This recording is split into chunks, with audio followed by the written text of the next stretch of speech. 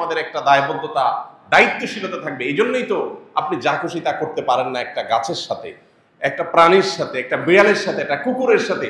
এমনকি আল্লাহর একটা নিষ্প্রাণ কোন সৃষ্টি, সেটাকেও আপনি যথেচ্ছা ব্যবহার করতে পারেন না, সেখানে আপনার দায়িত্বশীলতার ব্যাপার থাকে। এটা হলো মুসলমানদের স্ট্যান্ড, যেটা নাস্তিক্যবাদীদের স্ট্যান্ডের চাইতে অনেক বেশি যৌক্তিক, অনেক বেশি শক্তিশালী এবং অনেক বেশি লজিক্যাল। আমাদের ওয়ালা বারা সম্পর্কে কারণ হয়তো জ্ঞানের অভাব, কেউ হয়তো সেকুলার পৃথিবীর নানা অপপ্রচারের শিকার হয়ে এ সম্পর্কে ভুল ধারণা করে বসে আছে। তাদের এই ধারণাটি ভাঙা দরকার। যদি তিনি মুমিন হয়ে এই পৃথিবীতে বেঁচে থাকতে চান, যদি তিনি মুসলমান হতে চান, তাহলে তার এই ধারণা ভাঙতে হবে, ভুলটা ভাঙতে হবে। নবী সাল্লাল্লাহু আলাইহি সাল্লামের প্রসিদ্ধ হাদিসগুলোর মধ্যে থেকে একটি, মান আহাব্বা লিল্লাহ, যে ব্যক্তির ভালোবাসা হবে আল্লাহর খাতিরে, ওয়া আবগাদা লিল্লাহ, আর যে ব্যক্তি কাউকে অপছন্দ করবে, কারোর প্রতি শত্রুতা পোষণ করতে হলে সেটা করবে, সেটাও আল্লাহর খাতিরেই। ওয়া আতা লিল্লাহ, যে ব্যক্তি কাউকে কিছু দিবে সেটা আল্লাহকে খুশি করার জন্যই দিবে, আল্লাহর কারণেই দিবে। ওয়া মানা আলিল্লাহ, কাউকে কিছু দিবে না, সেটাও আল্লাহর জন্যই দেওয়া থেকে বিরত থাকবে। এই লেভেলটাতে যদি কেউ যেতে পারে, ফাকাদ ইসতাকমালাল ঈমান, এই ব্যক্তি তার ঈমানকে পরিপূর্ণ করে ফেলেছে। এই ব্যক্তি ঈমানদার হিসাবে পরিপূর্ণ হতে পেরেছে যদি কেউ এই লেভেল পর্যন্ত যেতে পারে। আল্লাহ সুবহানাহু ওয়া তাআলা আমাদেরকে এই লেভেলের ঈমানদার হওয়ার তৌফিক দান করুন। আমিন। এই হাদিসটি ইসলামী আকীদা, ইসলামী বিশ্বাসের একটা গুরুত্বপূর্ণ ভিত্তি, আর সেটি হলো আল ওয়ারা ও আল বারা, আল্লাহর জন্য ভালোবাসা এবং আল্লাহর জন্য বৈরিতা। এটা ঈমানের গুরুত্বপূর্ণ একটা পার্ট, ঈমানের গুরুত্বপূর্ণ একটা অংশ। এর সাথে ঈমানের সম্পর্ক অত্যন্ত সুগভীর এবং সুনিবিড়। আজ নানা মুখরোচক স্লোগানে আমরা অনেকে ঈমানের গুরুত্বপূর্ণ এই বিষয়টাকে ভুলে বসেছি, অনেকে ভুল বুঝে বসে আছে। অনেকে হয়তো দিন সম্পর্কে খুব ভালো জানাশোনা না থাকার কারণে এ সম্পর্কে আমরা জানিই না যে ওয়ালা এবং বারা জিনিসটা আবার কি। এই যে আমাদের ওয়ালা বারা সম্পর্কে কারণ হয়তো জ্ঞানের অভাব, কেউ হয়তো সেকুলার পৃথিবীর নানা অপপ্রচারের শিকার হয়ে এ সম্পর্কে ভুল ধারণা করে বসে আছে। তাদের এই ধারণাটি ভাঙা দরকার। যদি তিনি মুমিন হয়ে এই পৃথিবীতে বেঁচে থাকতে চান, যদি তিনি মুসলমান হতে চান, তাহলে তার এই ধারণা ভাঙতে হবে, ভুলটা ভাঙতে হবে। আমাদের এই পৃথিবীতে এখন খুব মুখরোচক একটা স্লোগান হলো উদার হও, যেটা শুনতে খুব ভালো শোনা যায়। এই স্লোগানটা আপনি দেখবেন ইসলাম এবং মুসলমানদের প্রতি যারা বিদ্বেষ পোষণ করে, শত্রুতা যাদের অন্তরে লালন করে, সেই মানুষগুলো এই স্লোগানটা একটু বেশি বেশি বলে যে আমাদেরকে উদার হতে হবে, আমাদেরকে ব্রড হতে হবে। এ সম্পর্কে আলী রাদিয়াল্লাহু তাআলা সে উক্তিটা খুব জুৎসই মন্তব্য মনে হয়। কালিমাতু হাক্কিন উরিদা বিহাল বাতিল, কথা সত্য মতলব খারাপ। উদার হতে হবে ঠিক, কিন্তু আসলে তারা আমাদেরকে অর্থাৎ মুসলমানদেরকে উদার হওয়ার কথা বলে যেই জায়গাটা নিতে চায়, সেটা আমাদের কাঙ্ক্ষিত জায়গা আসলে না, সেটা আমাদের প্রত্যাশিত জায়গা না, সেখানে আমরা আসলে যেতে চাচ্ছি না। নিজের অজান্তে সেই জায়গাটা হয়তো আমি চলে যাচ্ছি। আল্লাহর জন্য ভালোবাসা, আল্লাহর জন্য বৈরিতা, এই বিষয়টাকে আজ আমাদের মুসলমানদের মধ্যে অনেকে, অর্থাৎ সো কল্ড বা নামধারী মুসলমানদের মধ্যে অনেকে মনে করে এটা একটা সীমাবদ্ধতা, সংকীর্ণতা। যেমন আপনারা খুব চমকপ্রদ কিছু কথা শুনতে পারেন, ভিতরে একটা হলো সবার উপর মানুষ সত্য, তাহার উপর নাই। মানবিকতা, মানবিক মূল্যবোধ, এই বিষয়গুলোকে সবচেয়ে বড় করে দেখা। মানুষকে মানুষ হিসাবে দেখেন, ধর্মের বিচারে দেখেন না। শুনতে খুব সুন্দর শোনা যায় না? বাহ, কত উদার, কত ব্রড। মানুষকে মানুষ হিসাবে দেখার চেষ্টা করেন, ধর্মের বিচারে দেখার চেষ্টা করেন না। তার মানে আপনি ধর্মের যে গণ্ডি, এটার ঊর্ধ্বে উঠে গেলেন। সুবহানাল্লাহ, ধর্মের গণ্ডি থেকে ঊর্ধ্বে উঠে গেলেন। কোরআন এবং হাদিস বলছে ভালোবাসা হবে আল্লাহর খাতিরে। একজন মানুষ আল্লাহর প্রতি ঈমান আনছে, তাকে আমি ভালোবাসবো, আমার ভালোবাসাটা তার জন্য হবে আল্লাহর খাতিরে, বিকজ তিনি আল্লাহর প্রতি বিশ্বাসী, তিনি আমার লোক, আমি তার লোক, আমরা একে অন্যের অভিভাবক। কোরআনে বারবার যে কথাটি আল্লাহ বলেছে, ইমানদাররা পরস্পর পরস্পরের অভিভাবক, ইমানদাররা পরস্পর পরস্পরের বন্ধু, আপন। একজন মানুষ আফ্রিকায় বসবাস করতে পারেন, আমেরিকায় বসবাস করতে পারেন, কিন্তু তিনি যখন আল্লাহর প্রতি বিশ্বাসী হবেন তখন তার সাথে আমার একটা বন্ধনের কারণে আলাদা একটা ভালোবাসা তৈরি হয়ে যাবে। আর কোনো মানুষ আমার সাথেই হতে থাকেন কিন্তু তিনি আল্লাহ বা তার রাসূলের প্রতি বিশ্বাস রাখেন না, বরং ইসলাম মুসলমানদের প্রতি বিদ্বেষ লালন করেন, এই লোকটাকে আমি অপছন্দ করব আল্লাহর খাতিরে। হতে পারে সে আমার পরিবারের সদস্য, হতে পারে রক্ত সম্পর্কেও কেউ, কিন্তু তাকে যে অপছন্দ করব সেটা কাজ খাতিরে? আল্লাহর খাতিরে। ঠিক যেমন আমরা রাজনৈতিক বিবেচনায়, দলীয় বিবেচনায় একে অন্যকে ভালোবাসি বা বিদ্বেষ পোষণ করি। যিনি যেই দল করেন ওই দলের নেতা, কর্মী, সমর্থক, অনুসারী সবাইকে তার ভালো লাগে, আর প্রতিপক্ষ দলের সবাইকে তার কাছে খারাপ লাগে। এখানে ভালোবাসার মানদণ্ড কি? দলীয় আনুগত্য বা দলের প্রতি ভালোবাসা। মানুষের বিভিন্ন বিষয়কে কেন্দ্র করে ভালোবাসা হতে পারে। যেমন আমরা যখন দূর দেশে যাই, যখন শুনি আমার দেশি বাংলাদেশি ভাই, তখন একটা টান অনুভব করি, এগুলো প্রকৃতিগত। যখন আমরা দেখি কোথাও গিয়ে একজন মানুষ বাংলায় কথা বলছেন দূর দেশে, যেখানে বাংলায় কথা বলা লোক নাই, তখন আমরা একটা টান অনুভব করি যে আমার ভাষাভাষী। এগুলো সবই প্রকৃতিগত এবং এগুলো কোনো দোষণীয় বিষয় না, এগুলো স্বাভাবিক। কিন্তু আমি বলছি আইডিওলজিক্যাল জায়গা থেকে মানুষের ভালোবাসার একটা মানদণ্ড থাকতে হয়। যদি বলেন যে না আমি এসব মানদণ্ডের ঊর্ধ্বে, তাহলে আপনি ঈমানের গণ্ডির বাইরে, ঈমানের গণ্ডির বাইরে। আমরা যেটাকে অনেক ক্ষেত্রে উদারতা মনে করি সেটা মূলত উদাসীনতা। আমরা যেটাকে মনে করি ধর্মীয় উদারতা, কোনো কোনো ক্ষেত্রে সেটা ধর্মের বেলায় উদাসীনতা। বেশ কিছুদিন আগেই একজন বড় ক্রীড়া তারকা, ক্রীড়া জগতের তারকা, ভিনদেশি, ইংলিশে তার একটা টিভি সাক্ষাৎকার, এটা কোনোভাবে শোনার সুযোগ হয়েছে এবং এটাকে অনুবাদ করে আমরা আমাদের ফেসবুক পেজে প্রচারও করেছি। আমার যতটুকু মনে পড়ে সাবটাইটেল দিয়ে বাংলায় ওটা আমরা প্রচার করেছি। ভদ্রলোক চমৎকার একটা কথা বলেছেন। উনি তখন অমুসলিম ছিলেন, সম্ভবত খ্রিস্টান ছিলেন। তিনি একটা কথা বলেছিলেন যে ধর্মগুলো যদি শেয়ার বাজারে উঠে এবং এগুলো যদি দর ঠিক করা হয়, তো আমি একজন খ্রিস্টান হলেও ইসলাম ধর্মের শেয়ার আমি কিনব। কেন কিনবেন? উনি বলছেন আমি বাজি ধরে বলতে পারি পৃথিবীতে টিকলে শুধু এটাই টিকবে, আর বাকিগুলো টিকবে না।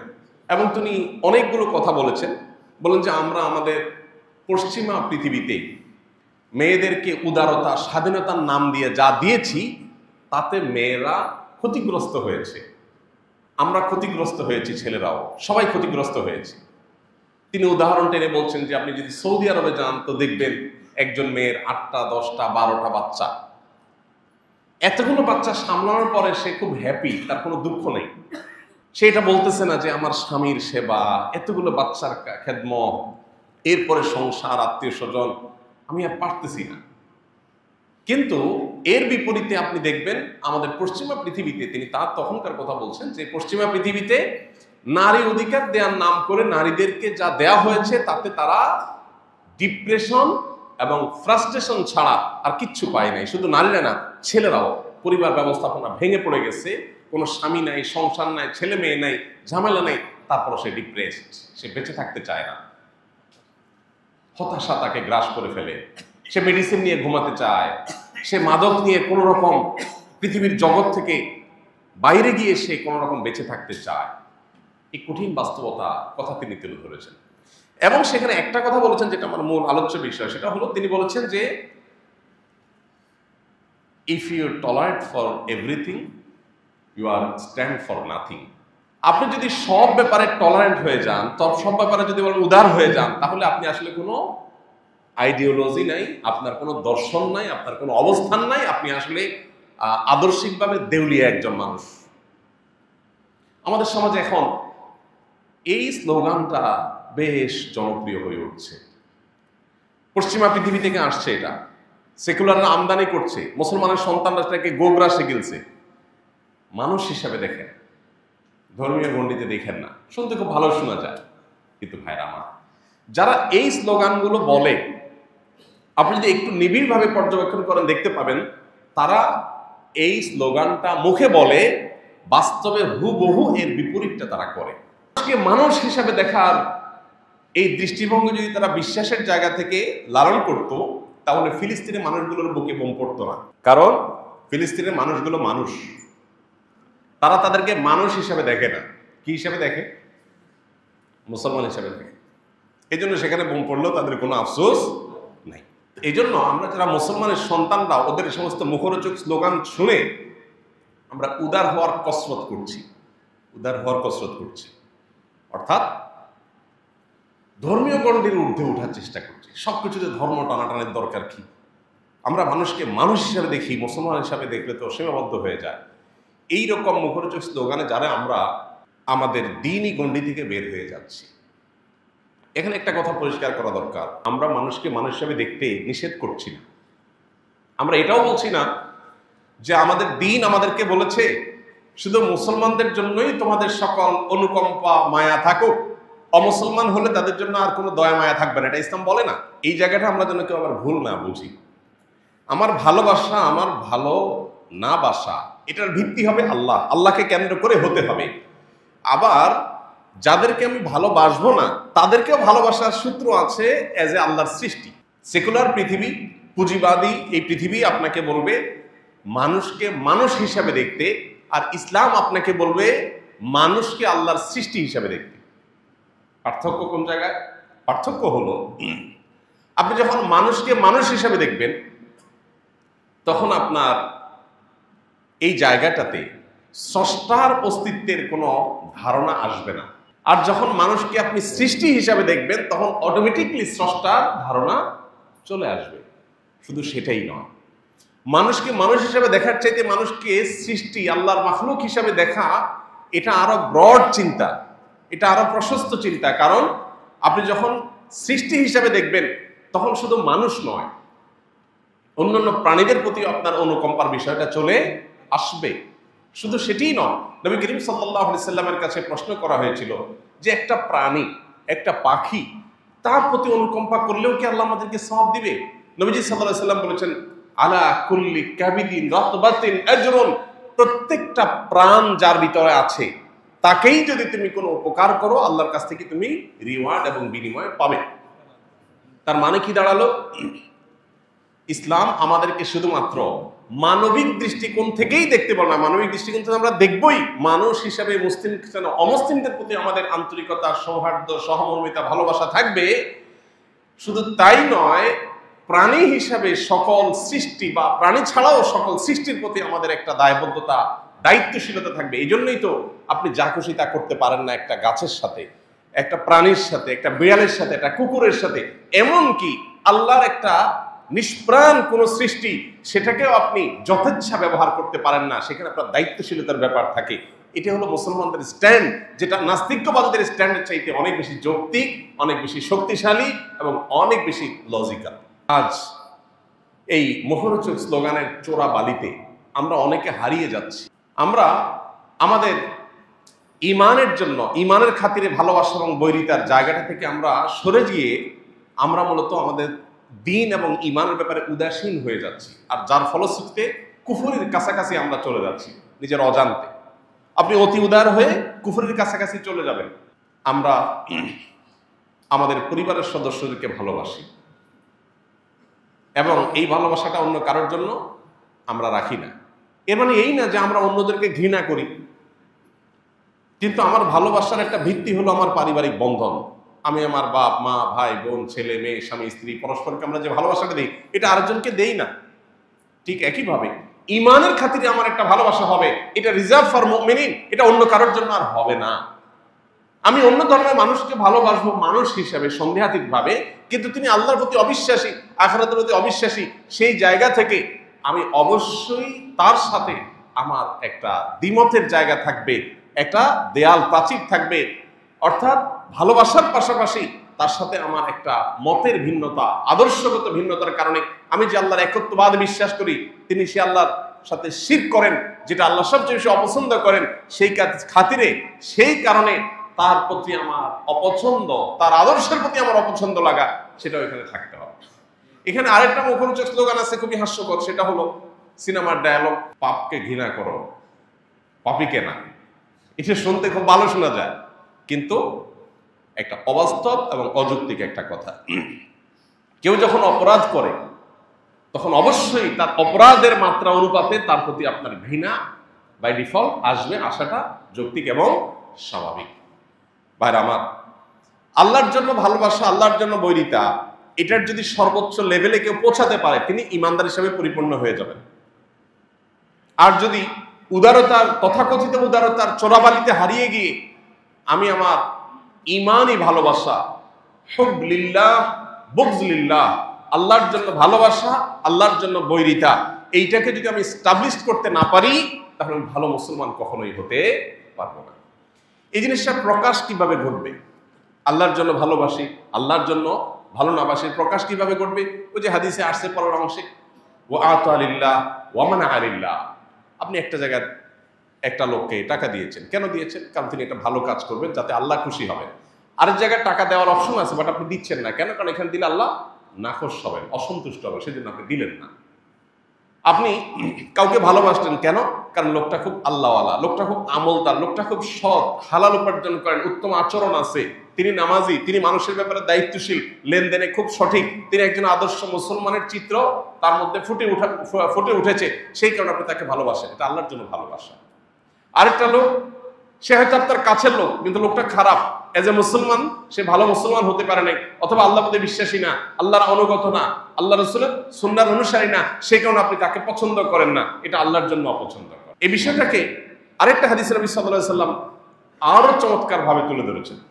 সেটা হলো, তিনি বলেছেন, হাদিসটি আমরা সবাই কম বেশি শুনেছি, প্রত্যেক মুসলমান, পুরো পৃথিবীর সমস্ত ইমানদাররা সবাই একটা দেহের মতো, একটা শরীরের মতো। যখন পুরো শরীরের কোনো একটা অঙ্গ অসুস্থ হয়, জ্বর হলো, মাথা আঘাতপ্রাপ্ত হয়েছে, আঘাতের কারণে শরীরে জ্বর এসে গেছে, পায়ে তো আসে না জ্বর, কি বলেন? হাতে জ্বর হয় কেন? আঘাত তো মাথায় পাইছে, পাও কেন জ্বর হবে? মাথা যখন ব্যথা হয় তখন তো মাথা জেগে থাকে, হাত পা তো ঘুমায় নাকি? কেন ঘুমায় না? কারণ দেহের প্রত্যেকটা অঙ্গ প্রত্যঙ্গ একে অন্যকে এতটা অনুভব করে, বা একটার সাথে আরেকটার নিবিড় সম্পর্কে এতটাই গভীর যে একটা যখন কষ্ট অনুভব করে, হাত যখন ভাঙে, তখন পুরো শরীর ব্যথা অনুভব করে, কষ্ট অনুভব করে। হাত যখন কোনো কারণে কেটে যায়, তখন সে কাটার কারণে ব্যথা অনুভব করে। জ্বর যখন হয়, পুরো শরীরের হয়। হয়তো আঘাতটা কোনো একটা অঙ্গ পেয়েছে, কিন্তু পুরো শরীর সেটাকে ফিল করে, অনুভব করে। নবী সাল্লাল্লাহু আলাইহি ওয়াসাল্লাম বলেছেন, সারা পৃথিবীর মুসলমানরা সবাই মিলে একটা দেহের মতো, এই দেহের কোনো একটা প্রান্ত যখন আক্রান্ত হবে, কষ্টে থাকবে, বিপদে পড়বে, জুলুমের শিকার হবে, তাদের প্রতি আল্লাহর শত্রুদের হামলা হবে, তখন গোটা বিশ্বের মুসলমানরা সেটাকে ফিল করতে হবে, যদি সে মুসলমান হয়ে থাকে। আপনি মুসলমান কিনা এটা একটা টেস্ট, এটা একটা পরীক্ষা, যে পৃথিবীর কোন প্রান্তের মুসলমানের কষ্টে আপনি কষ্ট ফিল করেন কিনা। আর যদি মনে করেন যে না, আমি তো ভালো আছি, আপনি বরং মজা নেন, তাহলে সেক্ষেত্রে আপনি নিজেকে মুসলমান হিসাবে দাবি করতে পারেন না। ভাইরা আমার, এই বিষয়টা আজ বড় অভাব চলছে। আমরা পারিবারিক ভিত্তিতে ভালোবাসা, ভাষার কারণে পরস্পরের প্রতি ভালোবাসা, একই ভূখণ্ডের একই এলাকার মানুষ হওয়ার কারণে ভালোবাসা, এরকম আরো নানা ভালোবাসার সাথে আমরা পরিচিত, কিন্তু আল্লাহর সাথে, আল্লাহর কারণে ভালোবাসার সাথে আমরা বেশিরভাগ মানুষ সেভাবে পরিচিত না। আল্লাহ তাআলা বলেছেন, ওয়াল্লাযীনা আমানু আশাদ্দু হুব্বান লিল্লাহ, যারা আল্লাহর প্রতি ঈমান এনেছে তারা সবচেয়ে প্রগাঢ় ভালোবাসাটা আল্লাহকে দেয়, বা আল্লাহর কারণে মানুষকে দেয়, বা অন্য সৃষ্টিকে দেয়। একটা প্রাণীর প্রতিও তার যে মায়া হয়, সেটা সৃষ্টি হিসাবে হয়। এখানে দৃষ্টিভঙ্গিটা সৃষ্টি হিসাবে মানুষের গণ্ডি থেকে আরো ঊর্ধ্বে, এবং এটা আমাদেরকে স্রষ্টার অস্তিত্বের প্রতি বিশ্বাস বদ্ধমূল করে দেয়। আল্লাহর জন্য আমাদেরকে, আল্লাহর জন্য ভালোবাসা, আল্লাহর জন্য বৈরিতা, ওয়ালা এবং বারার এই গুরুত্বপূর্ণ বিষয়টাকে আমাদের জীবনে যেন এস্টাবলিশ করার তৌফিক দান করেন। প্রিয় ভাইরা আমার, আজ পশ্চিমা দুনিয়াতে তারা নানা দিক থেকে এগিয়ে আছে আমাদের চাইতে, এবং এগিয়ে থাকার কারণে তাদের থেকে যা পাই সেটাকেই গোগ্রাসে গেলার একটা প্রবণতা আমাদের সমাজে প্রকট আকার ধারণ করেছে। এটা এক দুর্ভাগ্যজনক বাস্তবতা। আমাদের শিক্ষিত তরুণরা, শিক্ষিত মানুষজন অনেকেই আছেন যে ওদের আমাদের চাইতে জাগতিক জ্ঞান বিজ্ঞানে এগিয়ে থাকা, নানান দিক থেকে এগিয়ে থাকার কারণে ওদের কাছ থেকে যেটাই পাই সেটাই আমরা গোগ্রাসে গেলি, আর ওরাও পরিকল্পনা করে আমাদের সমাজে সেগুলোকে পুশ করার জন্য হাজারটা চেষ্টা করে, শত শত হাজার হাজার কোটি টাকার ফান্ড তারা এই জন্য দেয় যাতে করে মুসলমানদের সমাজ ব্যবস্থাতে এগুলো ঢুকিয়ে দেয়। মনে রাখবেন, কেন আপনাকে ওরা ধর্মীয় গণ্ডি থেকে বের করতে চায়, ঊর্ধ্বে ওঠার কথা বলে, মুখরোচক কথা বলে কেন আপনাকে সে আল্লাহর জন্য ভালোবাসা বৈরিতা এটার ঊর্ধ্বে ওঠাতে চায় যে তুমি তোমার ধর্মের কারণে কেন ভালোবাসো, মানুষের হওয়ার কারণে ভালোবাসো, আরো উপরের গণ্ডিতে ওঠো, কেন চাচ্ছে? তারা মূলত চাচ্ছে আপনাকে আপনার গণ্ডি থেকে বের করতে। কেন বের করতে চায়? কারণ তারা জানে মুসলমানদের শক্তির জায়গাই হলো এটা। গোটা বিশ্বের মুসলমানরা বিভিন্ন ভূখণ্ডে বসবাস করতে পারে, বিভিন্ন ভাষায় কথা বলতে পারে, বিভিন্ন বিষয়ে তাদের মধ্যে ব্যবধানের প্রাচীর থাকতে পারে, কিন্তু ঈমানের সুতে সবাই আমরা গাথা একই মালায়, সেই জায়গা থেকে আমরা একে অন্যকে ফিল করব, অনুভব করব, এটা আমাদের অনেক বড় শক্তির জায়গা। এই জায়গাটা যদি আমরা সঠিকভাবে অ্যাড্রেস করতে পারি, এই জিনিসটাকে যদি আমরা সঠিকভাবে ধারণ করতে পারি, তাহলে পৃথিবীতে কেউ আমাদেরকে হারাতে পারবে না। এই জন্য তারা আমাদেরকে এই গণ্ডি থেকে বের করতে চায়।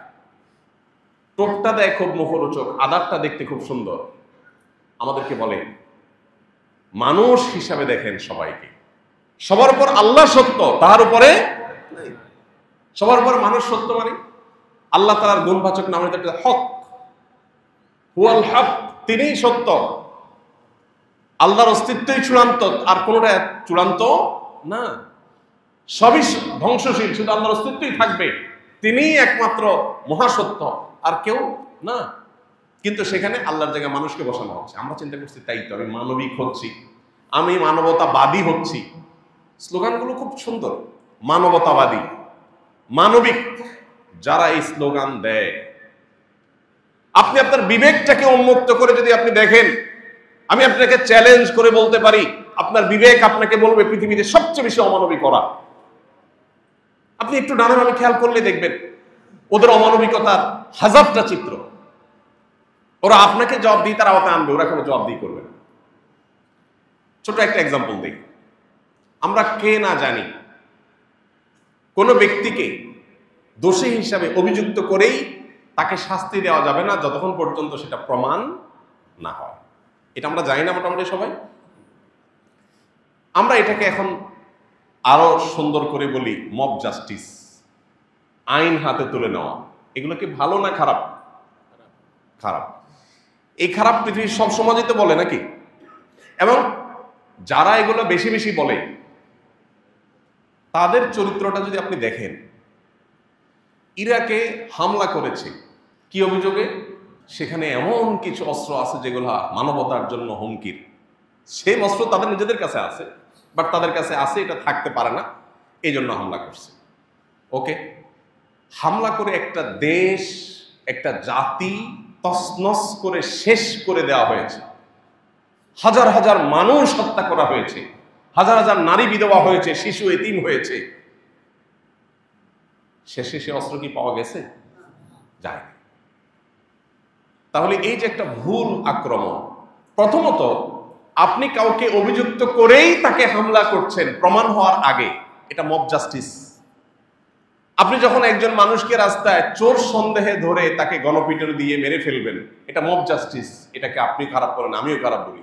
তো আপনি যখন একটা দেশের উপরে হামলা করেন শুধুমাত্র সন্দেহের ভিত্তিতে, আপনি অভিযোগ করছেন আর হামলা করার জন্য রাইট হয়ে গেছে আপনার জন্য, প্রমাণ হওয়ার জন্য অপেক্ষা করলেন না, এমনকি সেটা নাই যে সেটা প্রমাণ হয়ে গেছে এরপর একটাবার সরি পর্যন্ত বলার প্রয়োজন অনুভব করলেন না। আপনার মতো এই আদর্শের মতো অথর্ব এবং আদর্শিকভাবে মুনাফিকি আদর্শ পৃথিবীতে আরেকটা হতে পারে? এখন আমরা আমাদের পার্শ্ববর্তী দুই দেশের মধ্যে যে যুদ্ধ লেগে গেছে দেখলাম, সেখানে আপনি একই জিনিস দেখতে পাচ্ছেন। একটু চোখ কান খুললে আপনি দেখবেন যে একই জিনিস হুবহু হয়েছে। যে এখানে আপনার অভিযোগ যে আমার দেশে দুর্ঘটনা ঘটেছে, হামলা হয়েছে, এটা তুমি করেছো, এই অভিযোগের ভিত্তিতে আমি সেখানে হামলা শুরু করলাম। সেটা প্রমাণ হওয়ার কোনো প্রয়োজন নাই, ন্যূনতম কোনো সেটা আপনার যৌক্তিক এবং সেটা প্রমাণিত এটাকে সাব্যস্ত করার কোনো প্রয়োজন অনুভব করলাম না। তাহলে যারা আমাদেরকে বলছে যে মব জাস্টিস করা ঠিক না, আইন হাতে তুলে নেওয়া ঠিক না, তারা কিন্তু সারাদিন এই কাজটা করছে। এরকম আপনাকে অন্তত 10টা এক্সাম্পল দেওয়া যাবে, যে এক্সাম্পলগুলো দেখে আপনার বিবেক আপনাকে বলবে পৃথিবীতে সবচেয়ে বড় ভণ্ড, সবচেয়ে বড় প্রতারক ওরা, যারা সারাদিন আমাদেরকে মানবিক হওয়ার, মানবতাবাদী হওয়ার সবক শোনায়। ইসলামের চাইতে বড় মানবতাবাদিতা, ইসলামের চাইতে বড় মানবিকতা, ইসলামের চাইতে বড় সৃষ্টির প্রতি সহনশীলতা অন্য কোনো জীবন দর্শনে নাই। যেগুলো আছে সেগুলো মুখরোচক এবং বাহ্যিক দৃষ্টিকোণ থেকে ভেতরে অন্তঃসার শূন্য। আমাদের অনেক মুসলমানের সন্তানরা এখনো নিজেদের অবস্থানটাকে তারা পরিষ্কার করতে পারেন নাই। তারা এখনো আজকের এই বিশ্ব পরিস্থিতিকে বিবেচনা করে, মূল্যায়ন করে কোনটা সঠিক কোনটা বেঠিক সেটা ধরতে পারেন নাই। দেখবেন যে অনেক মুসলমানের সন্তান মুসলমানদেরকে দোষে এবং মুসলমানদের শত্রুদেরকে আপন মনে করে ওরা অনেক শান্তিকামী।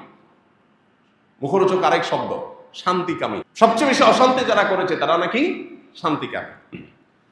নবী করিম সাল্লাল্লাহু আলাইহি সাল্লামের পুরো জীবনকে এমন ভাবে দেখায় যে উনি একজন যুদ্ধবাজ মানুষ ছিলেন, নাউজুবিল্লাহ। আমরা এর আগেও বলেছি 26টি যুদ্ধে প্রায় অংশগ্রহণ করেছেন নবী করিম সাল্লাল্লাহু আলাইহি সাল্লাম। 26টি যুদ্ধ, এক একটা নাম শুনলে, বদর, উহুদ, খন্দক, গোটা পৃথিবী যেগুলোকে চিনে, মনে হচ্ছে কি বিশাল বড় যুদ্ধ, মহাধ্বংসযজ্ঞ হয়েছে, কত হাজার হাজার লাখ লাখ মানুষ যেন মারা গেছে। এই সবগুলো মিলে 400-র বেশি মানুষ মারা যায়নি। আপনি চিন্তা করেন, মুহাম্মদ সাল্লাল্লাহু আলাইহি সাল্লাম তার যে আদর্শ বাস্তবায়ন করেছেন পৃথিবীতে, এটার জন্য সাকুল্যে 1000 মানুষের জীবন দিতে হয় নাই, মাত্র 400 মানুষ এই 26টা যুদ্ধে, তাও দুই পক্ষের মুসলমান সব মিলে তারপর মারা গেছে। আর এখন একটা বোমা হামলায় হাজার হাজার মানুষ মারা যায়। এরা নাকি শান্তিকামী, এরা নাকি মানবতাবাদী, ইসলাম নাকি অশান্তি। ভাইরা, আজ আমাদের ঈমান ছিনতাই হচ্ছে, ঈমান চুরি হয়ে যাচ্ছে, এই সমস্ত মুখরোচক স্লোগানের চোরাবালিতে হারিয়ে যাচ্ছে। আল্লাহ আমাদেরকে ফিতনার এই সময়টাতে ঈমানকে ধরে রাখার তৌফিক দান করুন। আমাদের ভালোবাসা হবে কার খাতিরে? আমাদের শত্রুতা, বিদ্বেষ, বৈরিতা, অপছন্দনীয়তা, এটা হবে কার খাতিরে? আল্লাহর খাতিরে। এবং এই জায়গাটা যদি আপনি খুব বেশি এস্টাবলিশ করতে পারেন, তো আমার কথা নয়, মুহাম্মদ সাল্লাল্লাহু আলাইহি সাল্লামের সার্টিফিকেট হলো ফাকাদ ইসতাকমালাল ঈমান, তাহলে আপনার ঈমান পরিপূর্ণ হয়ে গেল। আল্লাহ আমাদেরকে সেই জায়গায় যাওয়ার তৌফিক দান করুন। আমরা অতি উদার হতে যাব না, উদার হব, অতি উদার হতে যাব না।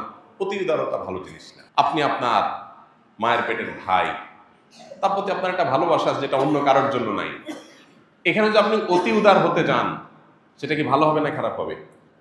অবশ্যই খারাপ হবে। আপনার ভাইয়ের জন্য যে ভালোবাসাটা, এটা আর কারোর জন্য থাকতে পারে? আপনার বাবার জন্য যে ভালোবাসা, সেটা আর কারোর জন্য থাকতে পারে না। আপনি তো এখানে বলেন না, ভাই দেখে তাকে আমি বিশেষ ভালোবাসা দিব, এটা তো সংকীর্ণ চিন্তা। আমি একটু উদার হওয়ার চেষ্টা করি, আমি আরেকজনকেও একই জায়গায় দেব, তাহলে সেটা আপনার অবস্থানগত দেউলিয়াপনা হবে, ওইটা উদারতা হবে না। এই জন্য দ্বীনের নামে, উদারতার নামে আমাদেরকে যারা আজ মুখরোচক নানা স্লোগান দিচ্ছে, তারা মূলত আমাদেরকে আমাদের দ্বীনের ব্যাপারে উদাসীন করছে, আমাদের ঈমানটুকু তারা ছিনতাই করে নিয়ে যাচ্ছে, আমরা টেরও পাচ্ছি। এবং নবী করিম সাল্লাল্লাহু আলাইহি সাল্লাম এই ওয়ালা এবং বারা সম্পর্কে এত হাদিস বলেছে, পুরো কোরআনের পাতা পাতা আপনি দেখবেন আল্লাহর জন্য ভালোবাসা, আল্লাহর জন্য বৈরিতা। আল্লাহ বারবার করে বলেছেন, বিভিন্ন জায়গায় বলেছেন, যারা মুশরিক, যারা শিরকে লিপ্ত, যারা আল্লাহর প্রতি অবিশ্বাসী, তারা তোমাদের অন্তরঙ্গ আপন, পরম আপন হতে পারে না। মানুষ হিসাবে অবশ্যই, প্রতিবেশী হিসাবে তাদের প্রতি সদাচরণ কাম্য, নির্দেশিত। শুধু তারা কেন, কোনো প্রাণীও যদি হয়, তার মুখে পানির ফোঁটা দেওয়া, খাবার তুলে দেওয়ার শিক্ষা ইসলাম আমাকে দিয়েছে। সো আমি অন্য ধর্মাবলম্বী ভাইদের সাথে সামাজিক শান্তিপূর্ণ সহাবস্থান বজায় রাখা, মানুষ হিসাবে মানবিক তার যে পাওনাগুলো সেগুলো তাকে দেওয়া, এবং তার প্রতি সর্বোচ্চ শ্রদ্ধা ভালোবাসা রাখা এজ এ মানুষ, সেটা আমরা করব। আমাদের নবীজি সাল্লাল্লাহু আলাইহি ওয়াসাল্লাম ইহুদীর লাশ দেখে দাঁড়িয়ে গেছে, জিজ্ঞাসা করা হলো, ইয়া আল্লাহর রাসূল, এটা তো ইহুদীর লাশ। বলেছেন, আলাইসাত নাফসা, মানুষ না? অতএব সেই জায়গাটাতে আমাদের অবস্থান ঠিক থাকতে হবে, কিন্তু আমাদের একটা রিজার্ভ ভালোবাসা চূড়ান্ত পর্যায়ে, সেটা হবে শুধুমাত্র আল্লাহর খাতিরে, অন্য কারোর খাতিরে হতে পারে না। আল্লাহ আমাদেরকে সেই লেভেলের ভালোবাসা অর্জন করার তৌফিক দান করুন। এবং সেই লেভেলের ভালোবাসা শুধু হলে হবে না, বৈরিতাও লাগবে। ইব্রাহিম আলাইহিস সালাম বলেছেন, ইন্নী বারীউম মিনাল মুশরিকিন, আমি মুশরিকদের থেকে মুক্ত। মুশরিকদের লোক আমি না, আমি ওদের লোক না। হ্যাঁ, মানুষ হিসাবে সে বিপদে পড়বে, 100 বার তার মুখে হাসি আমি খাবার তুলে দেবো, 100 বার তার পাশে আমি দাঁড়াবো, 100 বার প্রতিবেশীর তার সদাচরণ করবো, তার সাথে সুন্দর আচরণ করবো, হাসি মুখে ব্যবহার করবো, সবই ঠিক আছে। কিন্তু তার আদর্শের থেকে আমি মুক্ত, তার আদর্শের ধারে কাছেও আমি নেই। আমার সাথে তার আদর্শিক দূরত্ব, ভিন্নতা, প্রাচীর এবং দেয়াল আছে। এগুলোকে যদি তুলে দিয়ে আপনি উদার হতে চান, তো আপনি আর যা হোক মুসলমান হতে পারবেন না। আল্লাহ আমাদের সবাইকে বুঝার তৌফিক দান করুন, আমল করার তৌফিক দান করুন। গোটা বিশ্বের কথাও, মুসলমান আক্রান্ত হলে আমি কষ্ট পাবো, মুসলমানের দুঃখে আমি দুঃখী হব, মুসলমানের সুখে আমি সুখী হব, মুসলমানের কল্যাণকামী হব, তার বিজয় প্রত্যাশী হব, তার ভালো চাইব, সেটা পৃথিবীর যে প্রান্তের মুসলমানই হোক না কেন। আমি মানবিকতার জায়গা থেকে অন্য ধর্মের মানুষের প্রতি আমার সহমর্মিতা থাকবে। শুধু তাই নয়, মানবিকতার আরো ঊর্ধ্বের গণ্ডিতে গিয়ে সৃষ্টি হিসাবে যে কোনো সৃষ্টির প্রতি আমি দায়িত্বশীল আচরণ করব। আল্লাহর কাছে তার জন্য আমার জবাবদিহিতা আছে। এই জায়গাটা আমাকে আমাকে উন্নত চরিত্রের যেই লেভেলে নিয়ে যাবে, তথাকথিত শুধু মানবিক যে স্তর বা লেয়ার, এই মানবিকতার লেয়ারে যে আমরা ততদূর যেতে পারবো না। সৃষ্টি হিসাবে যখন আমরা দেখব গোটা পৃথিবীকে, সৃষ্টি জগৎকে এবং আমাদের সবাইকে, তখন আমাদের দায়িত্বশীলতার পরিমাণটা আরো বাড়বে। কিন্তু দিন শেষে অ্যাজ এ মুসলিম আমার ভালোবাসাটা আল্লাহর খাতিরে রিজার্ভ থাকতে হবে। আল্লাহ আমাদের সবাইকে সেই তৌফিক দান করুন। আজ নানা কারণে আমরা আদর্শের ভিত্তিতে, রাজনৈতিক আদর্শের ভিত্তিতে ভালোবাসা, বৈরিতা, এটা আমাদের মধ্যে প্রকট আকারে আজ এটা বিরাজ করছে। এটা আমাদের সবার কাছে ক্রিস্টাল ক্লিয়ার যে আমরা রাজনৈতিক বিভিন্ন মতাদর্শের ভিত্তিতে আমাদের ওয়ালা এবং বারাকে আমরা ভালোবাসা এবং বৈরিতাকে আমরা স্টাবলিশ করে ফেলেছি। এবং আল্লাহর জন্য ভালোবাসা, বৈরিতাকে বোঝার জন্য আমাদের দেশে প্রচলিত রাজনৈতিক এবং দলীয় মতাদর্শের ভিত্তিতে যে ভালোবাসা, বৈরিতা, এটা সবচেয়ে উত্তম উদাহরণ। বোঝার জন্য এটা সবচেয়ে ভালো জায়গা। অতএব এখান থেকে বুঝে এই জায়গাটাই শুধু আল্লাহ তার রাসূলের জন্য আমি যদি রিজার্ভ করে ফেলতে পারি, দ্যাটস এনাফ। আমার ভালো মুসলমান হওয়ার জন্য এটাই যথেষ্ট হবে ইনশাআল্লাহ। আল্লাহ রাব্বুল আলামিন গোটা বিশ্বের মুসলমানদের জন্য কল্যাণ হয় সেরকম কাজ আমাদেরকে করার তৌফিক দান করুন। এবং শুধু মুসলমান নয়, অন্য ধরনের মানুষের প্রতিও মানবিক দায়িত্বশীল মানুষ হওয়ার তৌফিক আল্লাহ আমাদেরকে দান করুন। এবং তারও ঊর্ধ্বে উঠে সৃষ্টি জগতের প্রতিটি সদস্য, প্রতিটি বস্তু, তার প্রতি মুসলমান হিসেবে আমাদের যে দায়িত্বশীল হওয়ার কথা, আল্লাহ তাআলা সেটাও আমাদেরকে হওয়ার তৌফিক দান করুন। তাহলে সেক্ষেত্রে আমরা আল্লাহর প্রিয় পাত্র হতে পারবো, ভালো মুসলমান হতে পারবো, জান্নাতি হওয়ার উপযুক্ত আমরা হতে পারবো। এবং আমাদের আশেপাশে যত অশান্তি, যত হামলা পাল্টা হামলা, এগুলোর সবগুলোর অবসান ঘটে আল্লাহ রাব্বুল আলামিন শান্তিপূর্ণভাবে আমাদেরকে বসবাস করার তৌফিক দান করুন। বিশেষ করে আমাদের প্রিয় এই মাতৃভূমি, এই মাতৃভূমিকে আল্লাহ তাআলা সকল প্রকার অশান্তি, সকল প্রকার শকুনের চোখ থেকে আল্লাহ তাআলা হেফাজত করুন। সকল প্রকার বিপদ, মুসিবত, জাতীয় পর্যায়ে সকল প্রকার পরীক্ষা থেকে আল্লাহ তাআলা আমাদেরকে রক্ষা করুন। আমাদেরকে ঐক্যবদ্ধ থাকতে হবে, ঈমানী শক্তিতে বলীয়ান হতে হবে। এটাই আমাদের সবচেয়ে বড় শক্তির জায়গা। এর চেয়ে বড় কোনো শক্তির জায়গা আমাদের আর নাই। আল্লাহ এটা আমাদেরকে বোঝার তৌফিক দান করুন। আস সুন্নাহ ফাউন্ডেশন, উম্মার স্বার্থে, সুন্নাহর সাথে।